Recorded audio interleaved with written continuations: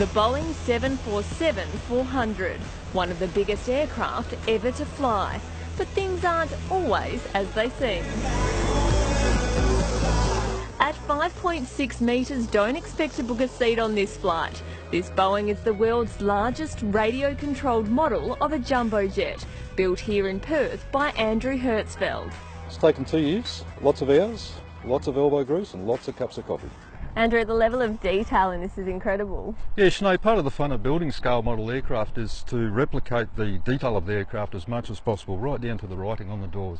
A keen aviation enthusiast, this isn't the first model Andrew has built, but it certainly is the largest. I've been building model aircraft for about 40 years.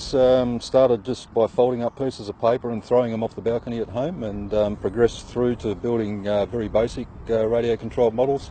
Andrew joined the West Australian RC Jet Association and quickly found out the sky really was the limit when it came to model aircraft. There's certain satisfaction out of building these aircraft. Obviously building a full-size aircraft is out of the scope of a lot of people.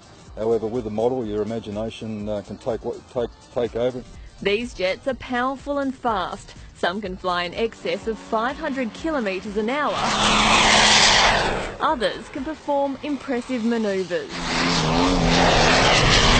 Andrew says his previous project, a 4-metre-long A330, was a practice run for the jumbo jet. There was lots of building techniques and ways to install the equipment that I learnt from the A330 that have flown through to help me build the 747.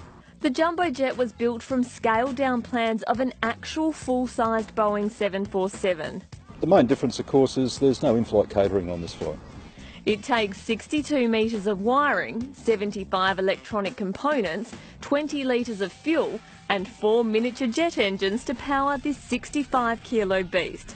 Just starting her up is a feat in itself. Andrew's just weeks away from getting the final tick of approval for the plane to fly. When it does, he says it'll be quite the show. I'm very confident that the model will fly. I've taken every calculation to ensure that it does. However, there is always unknowns with these things.